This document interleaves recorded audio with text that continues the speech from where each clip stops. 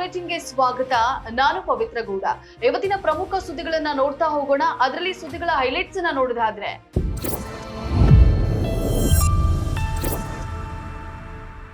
Bus ಪ್ರಯಾಣಿಕರಿಗೆ big shock, ticket ದರ ಏರಿಕೆಗೆ ಸಚಿವ ಸಂಪುಟ ಒಪ್ಪಿಗೆ.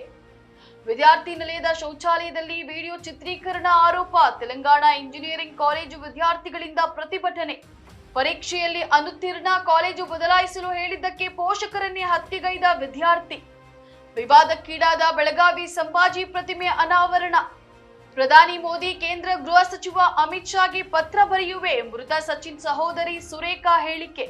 ಇವೆಷ್ಟು ಸುದ್ದಿಗಳು ಇವತ್ತಿನ ನಮ್ಮ ಆಯ್ಕೆಗಳು. ಇದರಲ್ಲಿ ಮೊದಲನೇ ಸುದ್ದಿಯನ್ನ ನೋಡೋದಾದ್ರೆ, ಹೊಸ ವರ್ಷದ ಮರುದಿನವೇ ರಾಜ್ಯದ ಜನರಿಗೆ ಸರ್ಕಾರ ಶಾಕಿಂಗ್ ನ್ಯೂಸ್ ಅನ್ನ ಕೊಟ್ಟಿದೆ. ಬಸ್ ಪ್ರಯಾಣ ದರ 15% ಹೆಚ್ಚಳ ಮಾಡುವ ನಿರ್ಧಾರಕ್ಕೆ ರಾಜ್ಯ ಸರ್ಕಾರ ಗ್ರೀನ್ ಸಿಗ್ನಲ್ ಅನ್ನ ನೀಡಿದೆ ಎಂದು ಸಿಎಂ ಸಿದ್ದರಾಮಯ್ಯ ನೇತೃತ್ವದಲ್ಲಿ ಮಹತ್ವದ ಸಚಿವ ಸಂಪುಟ ಸಭೆ ನಡೆಯಿತು.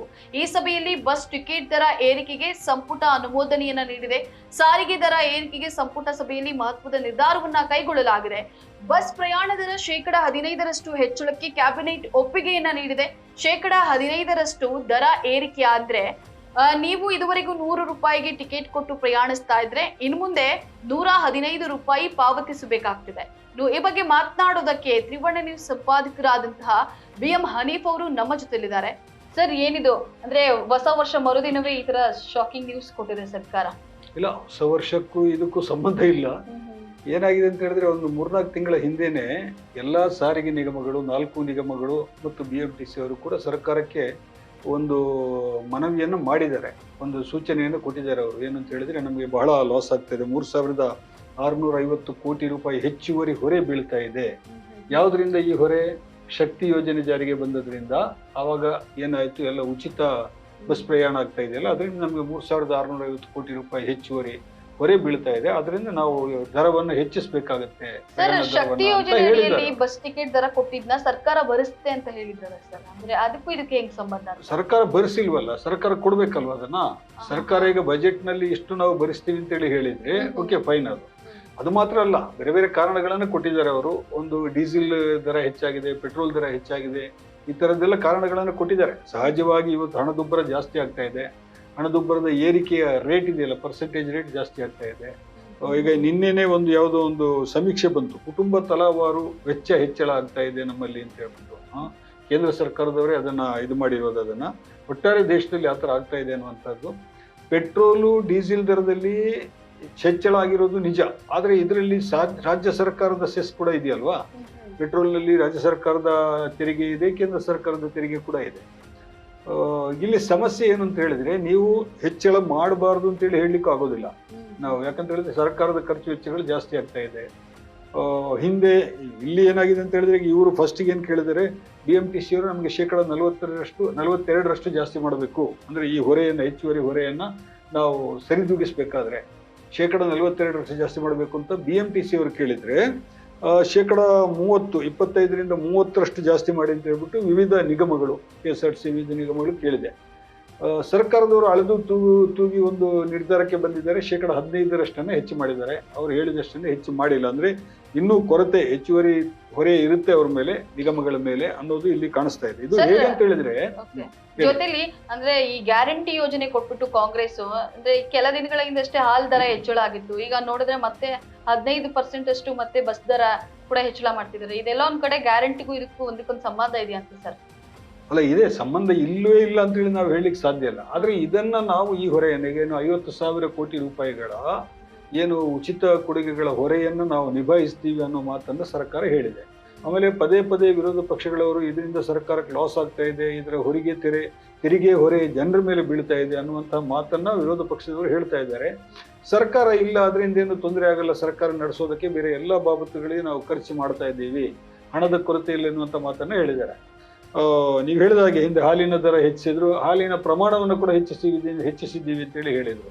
ಸ್ವಲ್ಪ ಅಲ್ಪ ಪ್ರಮಾಣವನ್ನು ಹಾಲಿನಲ್ಲಿ ಹೆಚ್ಚಿಸಿ ಆಮೇಲೆ ಹಾಲಿನ ದರವನ್ನು ಹೆಚ್ಚಿದ್ರು. ಆಮೇಲೆ ಈ 200 ಯೂನಿಟ್ನಷ್ಟು ಉಚಿತ ವಿದ್ಯುತ್ ಕೊಡುವಾಗಲೂ ಕೂಡ ಅಲ್ಲಿಯೂ ಕೂಡ ವಿದ್ಯುತ್ ದರವನ್ನು ಏರಿಸಿದ್ದಾರೆ. ಯಾರು ವಿದ್ಯುತ್ ಬಿಲ್ ಕಟ್ಟುವವರಿದ್ದಾರೆ ಅವರ ಮೇಲೆ ಹೊರೆ ಬೀಳೋ ತರ ಮಾಡಿದ್ದಾರೆ.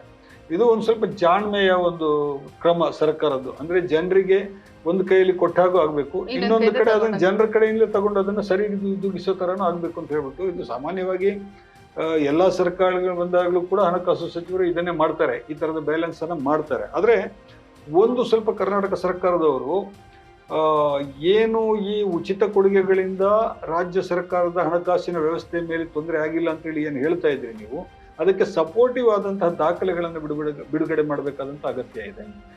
ಉದಾಹರಣೆಗೆ ರಾಜ್ಯ ಸರ್ಕಾರದ ಆರ್ಥಿಕ ಪರಿಸ್ಥಿತಿ ಹೇಗಿದೆ, ಎಷ್ಟು ಸಾಲ ಜಾಸ್ತಿ ಆಗಿದೆ, ಸಾಲಕ್ಕೆ ತಿಂಗಳ ಎಷ್ಟು ಬಡ್ಡಿ ಕಟ್ತಾ ಇದ್ದೀವಿ, ಇದು ಎಲ್ಲದಕ್ಕೆ ಸಂಬಂಧಿಸಿ ಒಂದು ಸ್ವಲ್ಪ ಪಾರದರ್ಶಕವಾಗಿ ಜನರ ಮುಂದೆ ಇಡಬೇಕಾದಂತ. ಸರ್, ಇಲ್ಲಿ ಇನ್ನೊಂದು ಪ್ರಶ್ನೆ, ಈಗ ಆಲ್ರೆಡಿ ಶಕ್ತಿ ಯೋಜನೆಯಲ್ಲಿ ಮಹಿಳೆಯರು ಉಚಿತ ಪ್ರಯಾಣವನ್ನ ಮಾಡ್ತಾ ಇದ್ದಾರೆ. ಇಲ್ಲಿ 15% ಏನ್ ದರ ಏರಿಕೆ ಆಗಿದೆ, ಇದು ಶಕ್ತಿ ಯೋಜನೆಗೂ ಇದಕ್ಕೂ ಸಂಬಂಧ ಪಡುವಂತದ್ದಲ್ವಾ? ಅಂದ್ರೆ ಈಗ ಏನು ಉಚಿತ ಪ್ರಯಾಣ ಮಾಡ್ತಿದ್ರು ಆ ಹೆಂಗಸರು ಉಚಿತವಾಗಿ ಪ್ರಯಾಣ ಮಾಡಬಹುದಲ್ವಾ? ಹೌದು, ಮಾಡಬಹುದು, ಉಚಿತ ಪ್ರಯಾಣ ಮಾಡಬಹುದು, ಅದಕ್ಕೂ ಸಂಬಂಧ ಏನಿಲ್ಲ. ಇದು ಬೇರೆ. ಇದು ಈಗ ನಾವು ಯಾರು ದುಡ್ಡು ಕೊಟ್ಟು ಹೋಗ್ತಾ ಇದ್ರೆ ಅವರಿಗೆ, ಹೆಣ್ಮಕ್ಳ ಮೇಲೆ ಇದೇನು ಹೊರೆ ಬೀಳ್ತಾ ಇಲ್ಲ. ಅಷ್ಟರ ಮಟ್ಟಿಗೆ ಸರ್ಕಾರ ತನ್ನ ಯೋಜನೆಗಳಿಗೆ ಸಂಬಂಧಿಸಿ ಬಹಳ ಬದ್ಧವಾಗಿಯೇ ಇದೆ. ಅದ್ರ ಬಗ್ಗೆ ಯಾವುದೇ ಎರಡು ಮಾತಿಲ್ಲ. ಅದನ್ನು ಪದೇ ಪದೇ ಮುಖ್ಯಮಂತ್ರಿಯವರು ಹೇಳ್ತಾ ಇದ್ದಾರೆ, ನಮ್ಮ ಯೋಜನೆಗಳು ಏನಿದೆ ಉಚಿತ ಯೋಜನೆಗಳು ಅದನ್ನು ನಿಲ್ಲಿಸೋದಿಲ್ಲ ಅಂತ. ಅದ್ರ ಬಗ್ಗೆ ಸಚಿವ ಸಂಪುಟದ ಕೆಲವು ಸದಸ್ಯರು ಅಪಸ್ವರ ಎತ್ತಿದ್ದು ಕೂಡ ವರದಿಯಾಗಿತ್ತು ನಡುವೆ. ಇಲ್ಲ, ಅದು ಸರ್ಕಾರಕ್ಕೆ ತುಂಬಾ ಹೊರೆ ಆಗ್ತಾ ಇದೆ, MLA-ಗಳಿಗೆ ಏನು ನೀವು ಗ್ರಾಂಟ್ ಕೊಡ್ತಾ ಇದ್ರಿ, ಅವರ ಕ್ಷೇತ್ರ ಅಭಿವೃದ್ಧಿಗೆ ಏನು ದುಡ್ಡು ಕೊಡ್ತಾ ಇದ್ದೀರಿ, ಅಲ್ಲಿ ನಮಗೆ ತೊಂದರೆ ಆಗ್ತದೆ, ಅಲ್ಲಿ ಹಣ ಇಲ್ಲ ಅಭಿವೃದ್ಧಿ ಕೆಲಸಗಳಿಗೆ ಅನ್ನುವಂಥ ಮಾತನ್ನು ಶಾಸಕರು ಹೇಳಿದ್ರು. ಆಗ್ಲೂ ಕೂಡ ಮುಖ್ಯಮಂತ್ರಿಯವರು ಬಹಳ ಸ್ಪಷ್ಟವಾಗಿ ಹೇಳಿದ್ರು, ಇಲ್ಲ, ಗ್ಯಾರಂಟಿ ಯೋಜನೆಗಳನ್ನ ನಾವು ಯಾವುದೇ ಕಾರಣಕ್ಕೂ ಅದನ್ನ ರದ್ದು ಮಾಡೋದಾಗ್ಲಿ ಇನ್ನೊಂದು ಮಾಡೋದಾಗ್ಲಿ ಇಲ್ಲ ಅಂತ ಹೇಳಿ.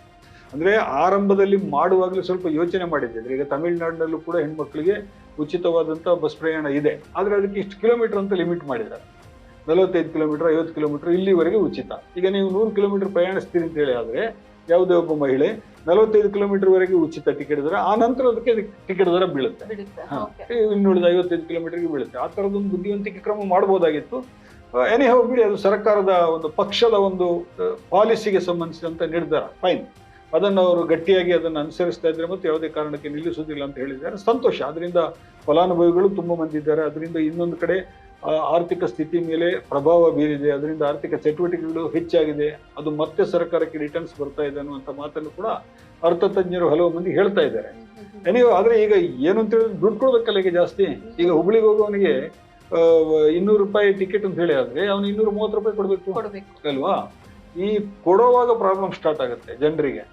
ಈ ಮೊದಲೇ ಒಂದು ಕಡೆಯಿಂದ ಹಣದುಬ್ಬರ ಜಾಸ್ತಿಯಾಗಿ ಜನರು ಬಹಳ ತೊಂದರೆನಲ್ಲಿದ್ದಾರೆ, ಖರ್ಚು ವೆಚ್ಚಗಳೆಲ್ಲ ಜಾಸ್ತಿ ಆಗಿದೆ, ಆಹಾರ ಧಾನ್ಯದ ಮೇಲೆ ಜನ ಮಾಡ್ತಾ ಇರುವಂತ ಖರ್ಚು ವೆಚ್ಚ ಜಾಸ್ತಿ ಆಗಿದೆ ಅಂತ ಸಮೀಕ್ಷೆ ಹೇಳ್ತಾ ಇತ್ತು. ನಿನ್ನೆ ಅದು ಪಬ್ಲಿಷ್ ಆಗಿದೆ.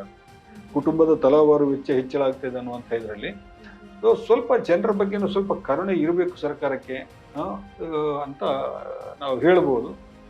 ಇನ್ನು ಮುಂದಿನ ಸುದ್ದಿನ ನೋಡೋದಾದ್ರೆ, ನಾವು ಶೌಚಾಲಯದಲ್ಲಿರುವ ವಿಡಿಯೋವನ್ನ ವಿದ್ಯಾರ್ಥಿ ನಿಲಯದ ಅಡುಗೆ ಸಿಬ್ಬಂದಿಗಳು ಗೌಪ್ಯವಾಗಿ ಚಿತ್ರೀಕರಿಸಿಕೊಂಡಿದ್ದು ಅವರ ವಿರುದ್ಧ ಕ್ರಮ ಕೈಗೊಳ್ಳಬೇಕೆಂದು ಆಗ್ರಹಿಸಿ ಬುಧವಾರ ವಿದ್ಯಾರ್ಥಿಗಳು ಪ್ರತಿಭಟನೆ ನಡೆಸಿರುವ ಘಟನೆ ಹೈದರಾಬಾದ್ನ ಮೆಡ್ಚಲ್ ಜಿಲ್ಲೆಯ CMR ಇಂಜಿನಿಯರಿಂಗ್ ಕಾಲೇಜಿನಲ್ಲಿ ನಡೆದಿದೆ. ನಮಗೆ ನ್ಯಾಯ ಬೇಕು ಎಂದು ಘೋಷಣೆಗಳನ್ನ ಕೂಗ್ತಾ ಇದ್ದ ವಿದ್ಯಾರ್ಥಿನಿಯರೊಂದಿಗೆ ಪಾಲ್ಗೊಂಡಂತಹ ವಿದ್ಯಾರ್ಥಿ ಸಂಘಟನೆಗಳು ಅವರಿಗೆ ಬೆಂಬಲವನ್ನ ಸೂಚಿಸಿದ್ದಾರೆ.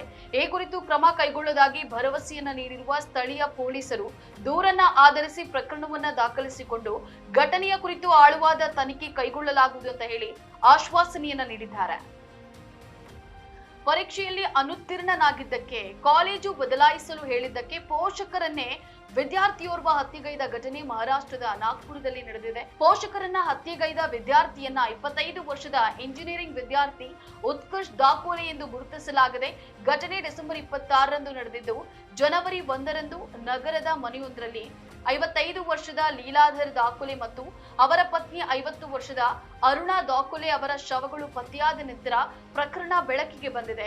ದಾಕೋಲೆ ತನ್ನ ಇಂಜಿನಿಯರಿಂಗ್ ಪರೀಕ್ಷೆಗಳಲ್ಲಿ ಪದೇ ಪದೇ ಅನುತ್ತೀರ್ಣನಾಗಿದ್ದನು. ಕಾಲೇಜು ಬದಲಾಯಿಸುವಂತೆ ಪೋಷಕರು ಹಲವಾರು ಬಾರಿ ಆತನಿಗೆ ಹೇಳಿದ್ರಿಂದ ಒತ್ತಡಕ್ಕೆ ಒಳಗಾಗಿದ್ದನು ಎಂದು ಪ್ರಾಥಮಿಕ ತನಿಖೆಯಿಂದ ತಿಳಿದು ಬಂದಿದೆ. ಇದರಿಂದ ಕೋಪಗೊಂಡ ಉತ್ಕರ್ಷ್ ಮೊದಲು ತನ್ನ ತಾಯಿಯ ಕತ್ತು ಹಿಸುಕಿ ನಂತರ ತಂದೆಗೆ ಚಾಕುವಿನಿಂದ ಇರಿದಿದ್ದಾನೆ ಅಂತ ಹೇಳಿ ಪೊಲೀಸರು ತಿಳಿಸಿದ್ದಾರೆ.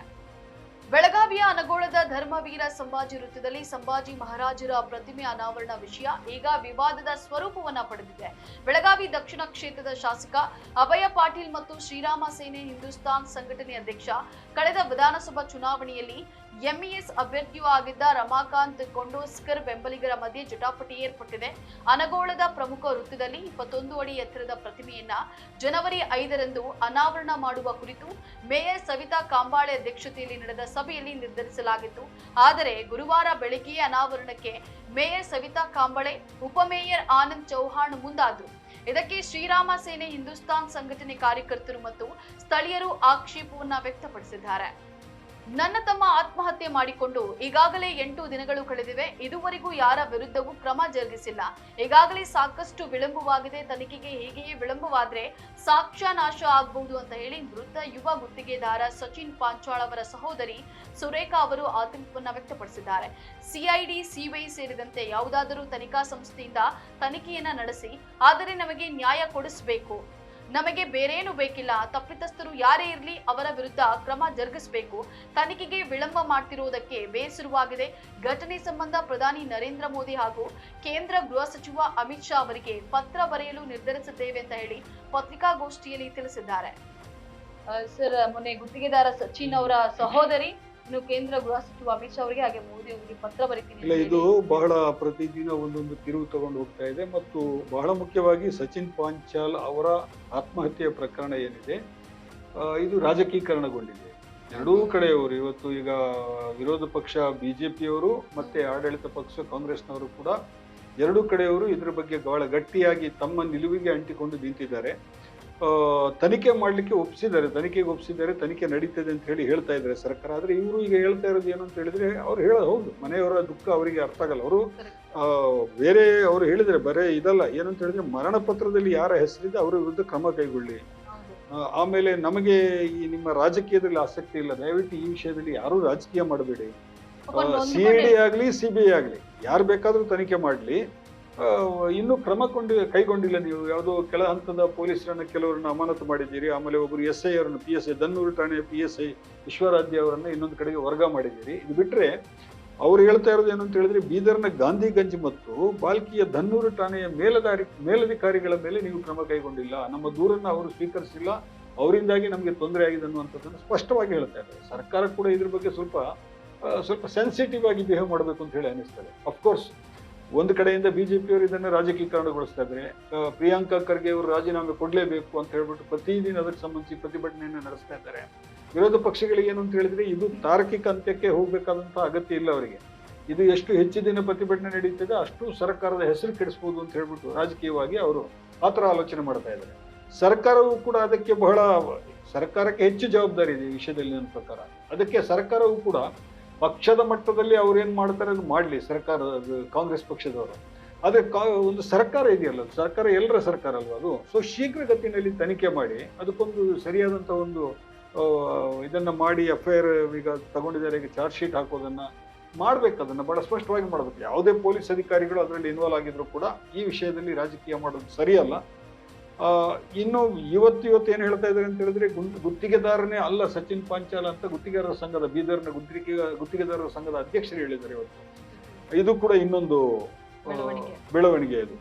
ಆಮೇಲೆ ಅವರು ಮನೆಗೆ ಹೋಗಿ ಈ ತರ ತನಿಖೆ ಮಾಡಿದರೆ, ಅವನು ನಿಮ್ಮ ತಮ್ಮ ಗುತ್ತಿಗೆದಾರ ಆಗಿದ್ನ ಲೈಸೆನ್ಸ್ ಎಲ್ಲಿದೆ ಕಾಪಿ ಅಂತೆಲ್ಲ ಕೇಳಿದ್ದಾರೆ ಪೊಲೀಸರು, ಅದು ನೋಡಿದ್ದಾರೆ. ಆಮೇಲೆ ಆ ಕೈ ಬರಹ ಅವರದ್ದೇನ ಬರೆದಿರೋದು ಅಂತ ಹೇಳ್ಬಿಟ್ಟು ಅದನ್ನು ಕೂಡ ತನಿಖೆ ಮಾಡ್ಲಿಕ್ಕೆ ಹೋಗಿದ್ದಾರೆ. ಅಂದ್ರೆ ಕುಟುಂಬದವರಿಗೆ ಇದೆಲ್ಲ ನಡೆದಾಗ ಸ್ವಲ್ಪ ಅನುಮಾನ ಮೂಡುದು ಸಹಜ. ಅವರು ಒಂದು ಕಡೆ ಅವರು ದುಃಖದಲ್ಲಿ ಇರ್ತಾರೆ, ಇನ್ನೊಂದು ಕಡೆ ಈ ತರ ಸರ್ಕಾರದ ಪೊಲೀಸ್ ಅಧಿಕಾರಿಗಳು ಈ ತರ ಕೂದಲಿಸಿರುವಂತಹ ತನಿಖೆಯನ್ನು ಮುಂದುವರಿಸೋದಿಲ್ಲ ಇದೆಯಲ್ಲ, ಅಂದ್ರೆ ಒತ್ತಡ ಹಾಕೋದು ಅವ್ರ ಮೇಲೆ. ಅದಕ್ಕೆ ಅವರ ಹೆಣ್ಮಗಳು ಹೇಳಿದ್ದಾರೆ ನೋಡಿ, ನನಗೆ ರಾಜ್ಯ ಸರ್ಕಾರದ ಮೇಲೆ ನಂಬಿಕೆ ಇಲ್ಲ ಅನ್ನುವಂತ ಮಾತು ಕೂಡ ಅವರ ಬಾಯಿಂದ ಬಂದಿದೆ. ಅದಕ್ಕೆ ಅವಕಾಶ ಸರ್ಕಾರ ಕೊಡಬಾರದು.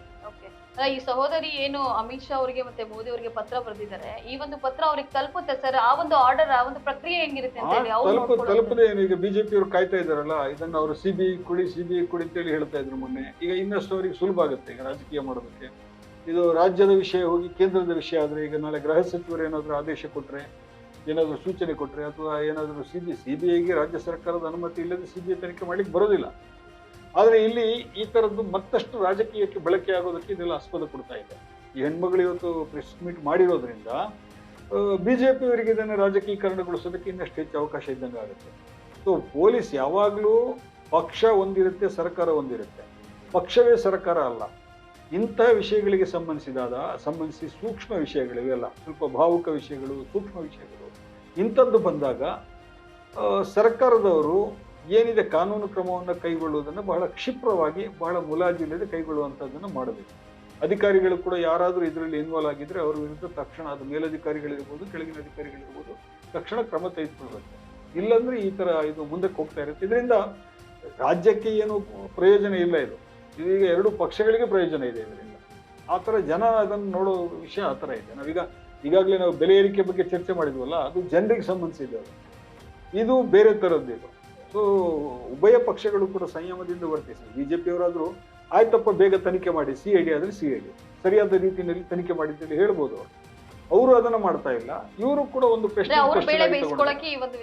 ಇವರು ಪ್ರೆಸ್ಟೀಜ್ನ ಕ್ವಶನ್ ಆಗಿ ಮಾಡ್ಕೊಂಡು ಹೋದ್ರೆ, ಇಲ್ಲ ನಮ್ಮ ಸಚಿವ ಸಂಪುಟದಲ್ಲಿರುವಂತಹ ಒಬ್ಬ ಸಚಿವರನ್ನು ನಾವು ರಕ್ಷಿಸಲೇಬೇಕು ಅನ್ನುವ ನಿರ್ಧಾರವನ್ನು ಮೊದಲೇ ಮಾಡ್ಕೊಂಡಿದ್ರೆ ಇದು ಎಲ್ಲೂ ಮುಂದಕ್ಕೆ ಹೋಗಲ್ಲ. ಹೀಗೆ ಸುಮ್ಮನೆ ಗಲಾಟೆ ನಡೀತಾ ಇರ್ತದೆ. ಎಸ್, ನೋಡಿದ್ರಲ್ಲ ವೀಕ್ಷಕರೇ, ಇವೆಷ್ಟು ಇವತ್ತಿನ ಚರ್ಚಾ ವಿಚಾರಗಳು. ಮುಂದಿನ ಎಪಿಸೋಡ್ ನಲ್ಲಿ ಮತ್ತೆ ಸಿಗ್ತೀವಿ. ಅಲ್ಲಿವರೆಗೂ ನಮಸ್ಕಾರ.